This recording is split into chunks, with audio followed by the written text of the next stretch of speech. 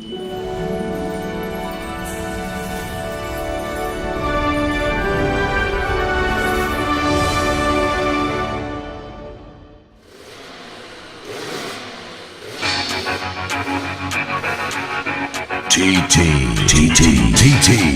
40 years on the air. At a record race speed of 100.87 miles per hour, fastest lap on his second lap at 103.09 mph. He's riding an MV from Italy, Giacomo Agostini. TT, 40 years on the air.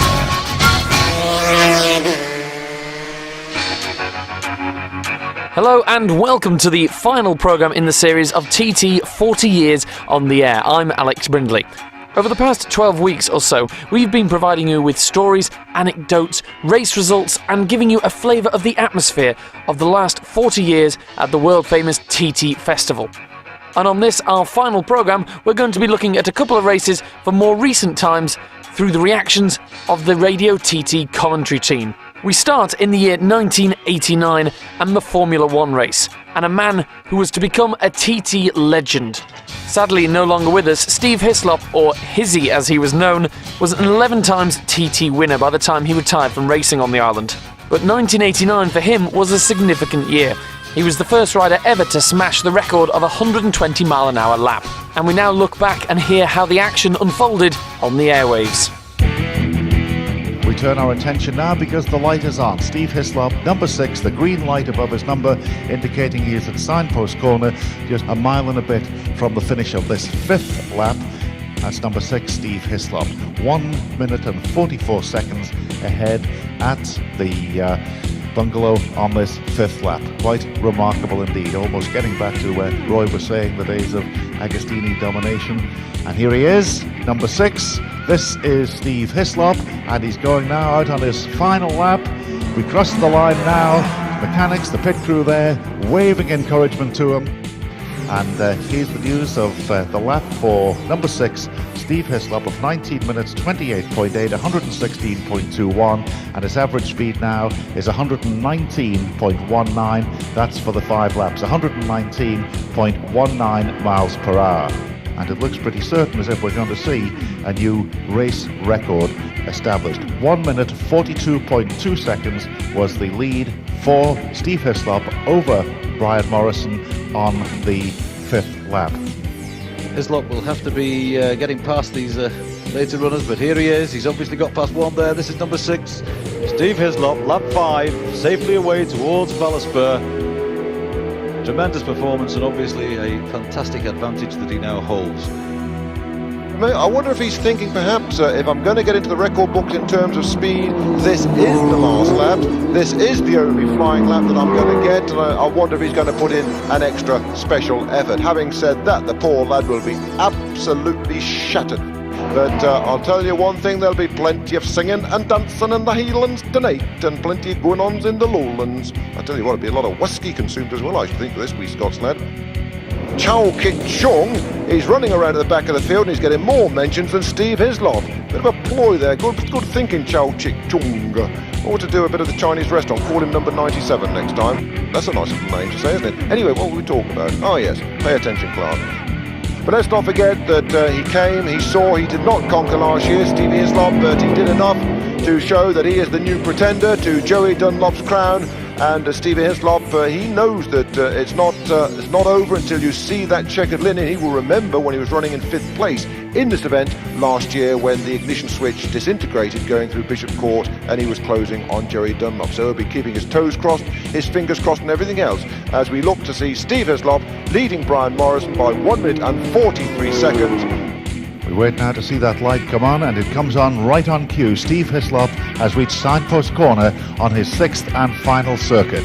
Watches poised, number 1 and number 2 not indicated at sound, but here he is, it's going to be the fastest TT race in 82 years history, and there's Steve Hislop, number 6, crosses the line now, and undoubtedly the winner, a final lap of around about 18 minutes 49 seconds, and we were talking last year about the first sub 19-minute lap, and now 18:49. Well, it seems a little bit slow, doesn't it? Quite remarkable how things change. But Steve Hislop there completed the double, and that takes his total victories on the TT course now to 4.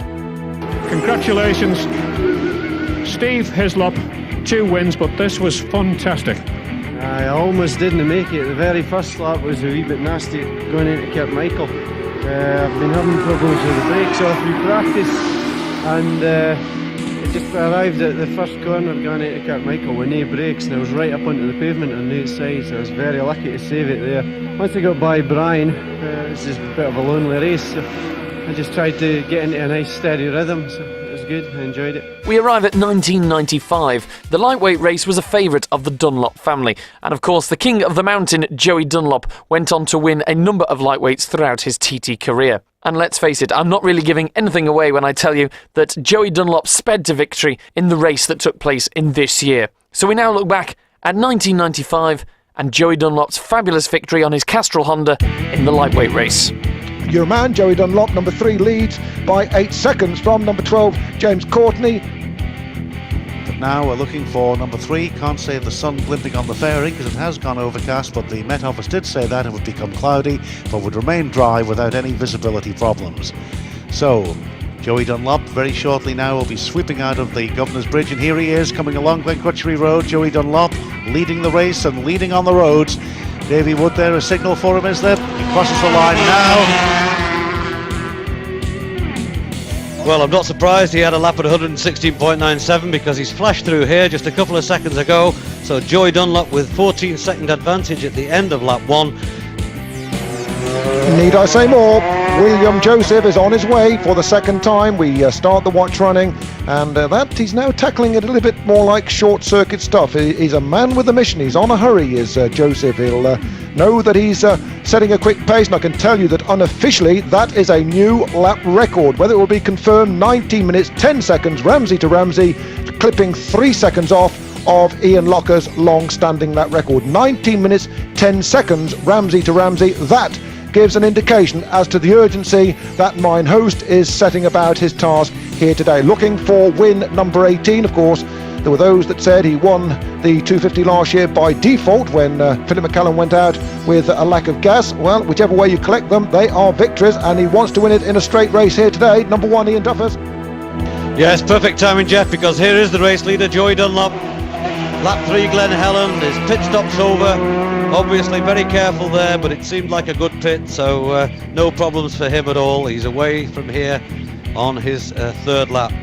Is this your man himself? It's very quick, it's a projectile, and it's Joey Dunlop starting his last lap now. We start the watch, and well, will he need to go for a lap record or not? It is only flying lap, and we'll keep an eye on that as well. And as you do, we get the cheers of the crowd, the waves for Joey Dunlop. Fourth and final time at Glen Helen. No time, of course, for him to acknowledge the waves of the crowd, but certainly coming through here with that advantage of 25 seconds or thereabouts over number 12, James Courtney. Could this be another victory for the ever-popular Joey Dunlop? But we are waiting for the most winningest man in TT history. Is this going to be win number 18? And here he comes, not using quite so much of the road. He's knocked the pace off just a tad. Listen to the cheers.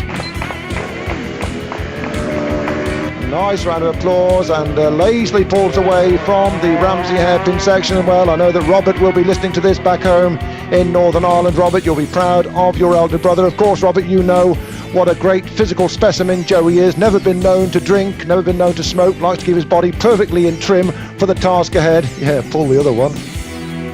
And the old cliche about vintage wine, well, I don't know how that compares to vintage Guinness, but certainly a great rider. Age just plays no part in the ongoing performances of Joey Dunlop. Well, he came, he saw, and he has most certainly conquered, left no room for pretenders, and anybody that said he won the 250 race last year by default, they can now eat their words, because this has been a trouncing of the opposition. He's kicked them into touch. This is Joey, number 3, flat on the tank, and believe it or not, that's victory number 18 for Joey Dunlop. Across the line now, and not a lap record, I don't think, because he did slow down on that final lap. Congratulations, Joe. Well, that's a great victory for you, and I'm sure you weren't expecting it to be quite so easy. No, it wasn't really the way things went this morning, but it was in a bad temper.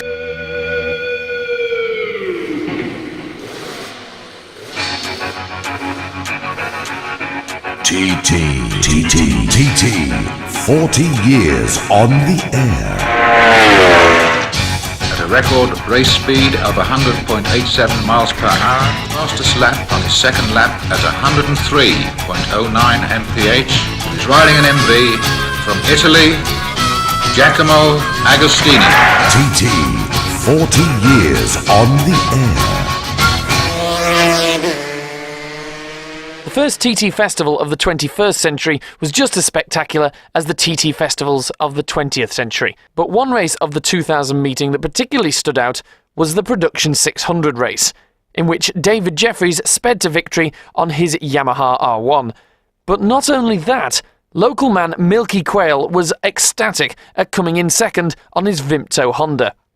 The weather conditions for this race were appalling, and not only did David Jeffries perform superbly in the less than ideal conditions, but Richard Milky Bar Quayle surprised everybody when he beat Michael Rutter, the wet weather specialist, down into third place, and Milky Bar Quayle finished over the moon in second place.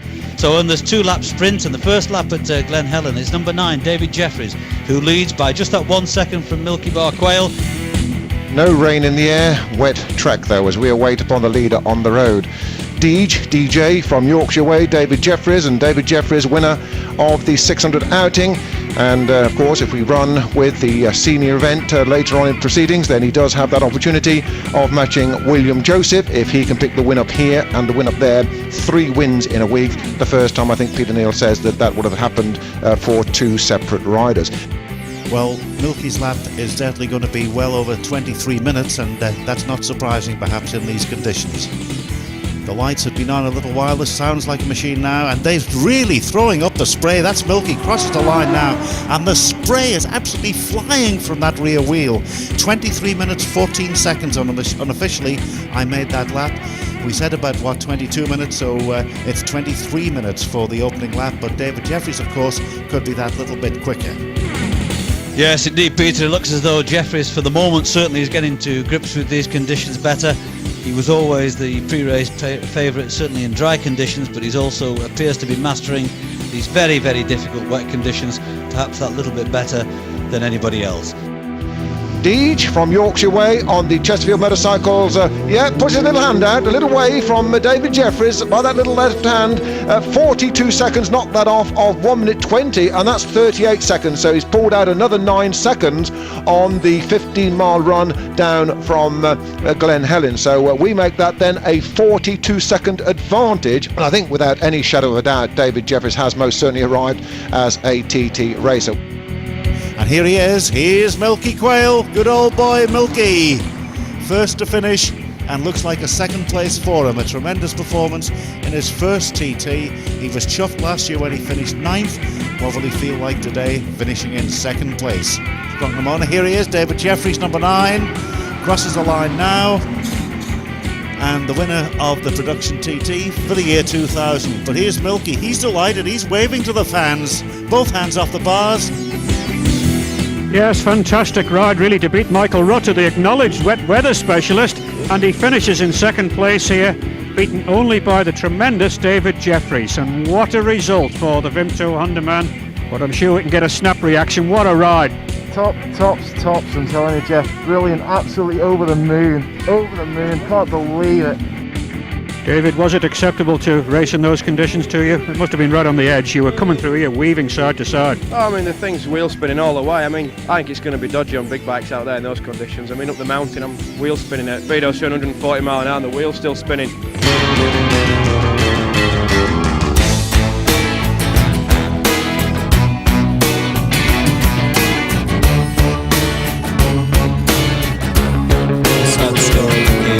City dweller, successful fella, thought to himself, oops, I've got a lot of money. Caught in a rat race, terminally. I'm a professional cynic, but my heart's not in it. I'm paying the price of living life at the limit. Caught up in the centuries, anxiety. Yes, the craze on him. Then drive syndrome. Lives in a house, very big house in the country. Watching afternoon repeats and the food he eats in the country. He takes a manner of pills and piles up analyst bills in the country. Oh, it's like an animal farm, that's a rural charm in the country. He's got morning glory and life's a different story. Everything's going Jack and Jory, in touch with his own mortality.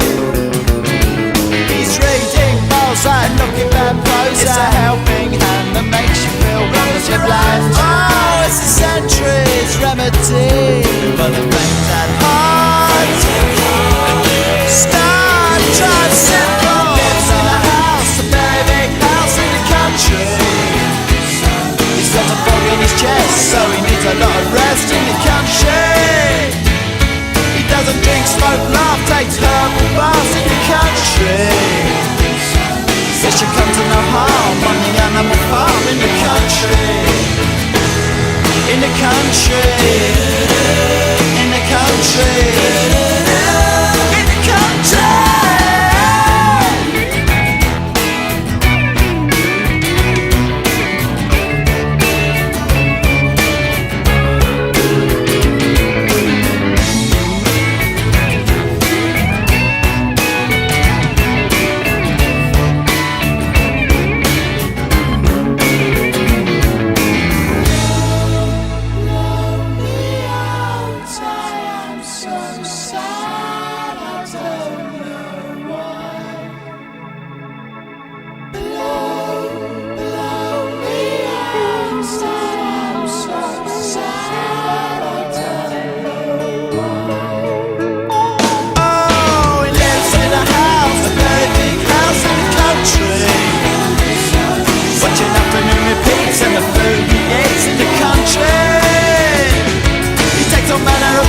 Piles up analyst bills in the country. Oh, it's like an animal farm, that's a rural charm in the country. Oh, he lives in a house, very big house in the country. He's got a bug in his chest, so he needs a lot of rest in the country. He doesn't drink, smoke, laugh, takes herbal baths in the country. Says you come to no harm on the animal farm in the country. La la la. I wanna dance, I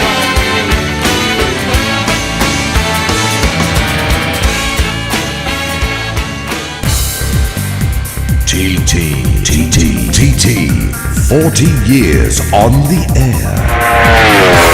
Crosses the line, and away he goes on his sixth and final lap. Peels it in, changes down one, gives us a wave. Thank you. Much appreciated as well. TT, 40 years on the air. And for our final trip back down TT memory lane, we look back to 2002. Now, by this point in history, of course, the races got these really long titles because they were all sold to sponsors. So we're going to look back at the 2002 Hilton Hotel and Casino Sidecar B race, throughout which there was a fierce battle between Dave Molyneux and Rob Fisher for the top spot. But at an average speed of 110.75 miles an hour, Rob Fisher and his passenger Rick Long sped home to victory.